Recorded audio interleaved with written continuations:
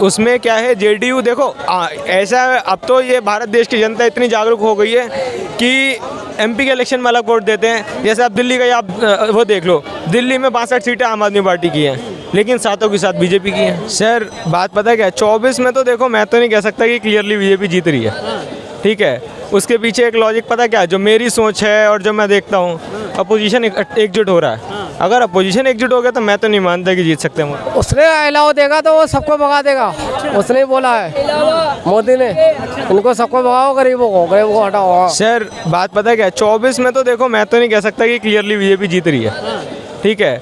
उसके पीछे एक लॉजिक पता क्या है, जो मेरी सोच है और जो मैं देखता हूँ, अपोजिशन एकजुट हो रहा है। अगर अपोजिशन एकजुट हो गया तो मैं तो नहीं मानता कि जीत सकते हैं मोदी जी। क्यों? आपको लगता है अपोजिशन 2019 में भी यूपी में सपा और बसपा से बड़ा गठबंधन कौन सा? नहीं, सपा और बसपा एक अलग बात है, लेकिन अगर 4 चेहरे, अब आप देखो 40 सीटें हैं बिहार में, बिहार और यूपी जो इम्पैक्ट देते हैं ना पूरी भारत देश की राजनीति में, वो कोई राज्य नहीं दे सकता। यूपी में 72 सीटें बीजेपी की थी, 72 सीटों में उस टाइम पे 2019 में अखिलेश यादव का जो होल्ड था वो बहुत नीचे था, वो सबको पता है। और पिछला जो इलेक्शन है 2022 का जो यूपी में हुआ, उसमें अखिलेश यादव जी का जो होल्ड है वो इंक्रीज़ हुआ है, वो सबको दिख रहा है क्योंकि सीटें बढ़ी हैं। फिर उसके बाद क्या होता है, बिहार की बात होती है। बिहार में 40 में से मेरे को एग्जैक्टली नहीं याद, शायद 30-32 सीटें वहाँ पे भी थी, 32 सीटें थी शायद। बीजेपी की 40 में से 39 सीटें थी 2019 के। 39, चलो मान ली मैंने आपकी बात। किसके गठबंधन में थी वो? जेडीयू गठबंधन। जेडीयू में। जेडीयू कहाँ है अब?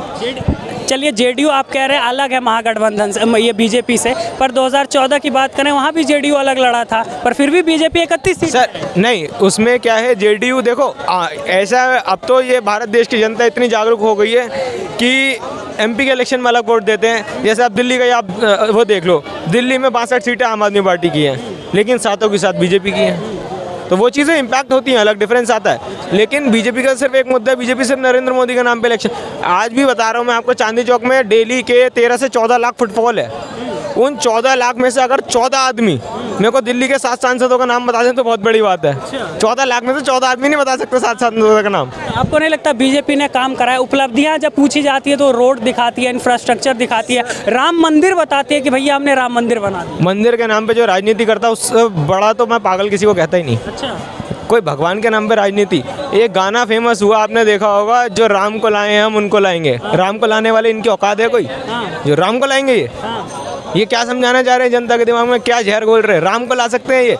एक फोटो नरेंद्र मोदी जी ट्वीट करते हैं, उसमें राम जी नरेंद्र मोदी का हाथ पकड़ के चल रहे हैं। आप कहाँ क्या दिखा रहे हो कि राम जी नरेंद्र मोदी के पीछे चल रहे हैं? अरे भैया, ये सारी राजनीति धरी रखी जाएगी, भगवान से तो डरो। आप क्या कर रहे हो ये? लेकिन आप कह रहे हैं 24 में चलिए मोदी हार जाएंगे। चलिए मैं बात आपकी मान लेता हूँ, पर जो इम्पैक्ट विधानसभा चुनावों में दिखता है, गुजरात बीजेपी 150 सीटों से जीत गई। आपने अभी 3 पूर्वोत्तर के राज्य देखे, वहाँ भी बीजेपी और बीजेपी गठबंधन जीत गई। अभी कर्नाटक के भी चुनाव परिणाम आने बाकी हैं, और उसके बाद आपके दिसंबर में ही 4 राज्यों में भी चुनाव होने, तेलंगाना, मध्य प्रदेश, छत्तीसगढ़ और राजस्थान। कहीं ना कहीं छत्तीसगढ़ और तेलंगाना की बात नहीं करता, पर कहीं ना कहीं बहुत सारे पोल्स दिखा रहे हैं कि मध्य प्रदेश और राजस्थान जीत जाए। फिर आप कैसे कह रहे हैं कि जनता अलग तरीके से? सर जनता अलग तरीके से, जनता क्या, जनता ना बहुत परेशान हो गई है। जो घर में रोटी लेके आता है ना, उसे पता चलता है कि क्या चीज़ हो रही है। अब आदमी को सिर्फ क्या दिखाया जा रहा है, हिंदू और मुसलमान, खुले तौर पे राजनीति हो रही है। और राजनीति तब तक होती है जब तक जनता को दिखानी है। यूपी में इलेक्शन है, आपको पता हो, यूपी में निकाय चुनाव है। 356 सीटें मुसलमानों को दी हैं बीजेपी ने। 356 सीटें, कल की बात है, कल एबीपी न्यूज़ पे देखा मैंने। क्यों दी भाई? अगर आप हिंदू मुसलमान की ही राजनीति करते हो तो एक तरफ आपका बीजेपी का सांसद बोलता है कि हमें एक भी मुसलमान का वोट नहीं चाहिए। वो तो कहते हैं हम सबका साथ सबका विकास। नहीं, बीजेपी के सांसद की स्टेटमेंट है परसों की कि हमें एक भी मुसलमान का वोट नहीं चाहिए, हम हिंदू पे जीतेंगे। अगर आप बोलते हो तो आप उस मुसलमान को टिकट ही क्यों देते हो? आप टिकट मत दो, कोई बात नहीं। जब गिनती की बात आती है ना तो बीजेपी सबसे आगे भागती है। जब बात होती है मुसलमानों को फ़ायदे उठाने की, तब तो बीजेपी सबसे आगे होती है। जहाँ हिंदू को भड़काना होता है वहाँ बीजेपी मुसलमानों को तुष्टिकर। बीजेपी जिस टाइम पे इलेक्शन होती है उस टाइम पे मुसलमान के खिलाफ बयान क्यों नहीं देती? योगी आदित्यनाथ जी खिलाफ, मुसलमान के खिलाफ बयान दें यूपी में खड़े होके। और अगर यूपी में खड़े होकर बयान देते भी तो आपकी पार्टी उन्हें टिकट क्यों देती है? टिकट मत दीजिए उन्हें। जहाँ आपको पता है कि मुस्लिम मेजोरिटी वोट है वहाँ पे आप बीजेपी क्यों देती है मुसलमान को टिकट? मत दे। नहीं देती है। आपने 80 में से 80 सीटों में बीजेपी ने कहीं टिकट नहीं दिया। और 2022 के विधानसभा चुनाव की बात करें, 403 में से एक भी विधायकी का टिकट नहीं दिया। सर जो अभी निकाय के चुनाव है उनमें भी 356 सीटें दी ना। निकाय के चुनाव को एक छोटे लेवल का चुनाव। सर किसी भी लेवल का चुनाव हो, इंसान तो मुसलमान उसमें भी था और इसमें भी है। अच्छा, कहाँ से हो भाई? कहाँ से हो? बिहार से। बिहार से। क्या लगता है अगले साल चुनाव होना है, क्या नरेंद्र मोदी वापसी करेंगे या आपके बिहार के मुख्यमंत्री बोल रहे हैं जीत? कांग्रेस जीतेगा। क्यों जीत जाएगी कांग्रेस? ना, मोदी बेकार है। अच्छा। लड़वाने वाली काम करता है मुसलमानों से, हिंदू मुस्लिम करता है वो। हाँ। वो जीतने वाले नहीं है, 2 बार जीत गया, तीसरी बार और मौका दो किसी को। हाँ। समझ गया? जो कांग्रेस वो तो दावा कर रहे हैं अब की बार 400 पार। हाँ, अभी तो बीजेपी दावा कर रही है अब की बार 400 पार। अब क्या तो पता, ऊपर वाला जाने हाँ। या भगवान जाने या अल्लाह जाने, हाँ। वो तो हमें पता नहीं है। अच्छा। समझ गए? मगर उसको जीतना नहीं चाहिए। क्यों नहीं जीतना चाहिए? वो तो बहुत कहती है हमने राम मंदिर बनाया, रोड बनाया, हाईवे बनाया। राम मंदिर बनाया वो अलग बात है, मुसलमान हिंदू सब जानते हैं, मगर लड़वाने वाले काम तो मत करो।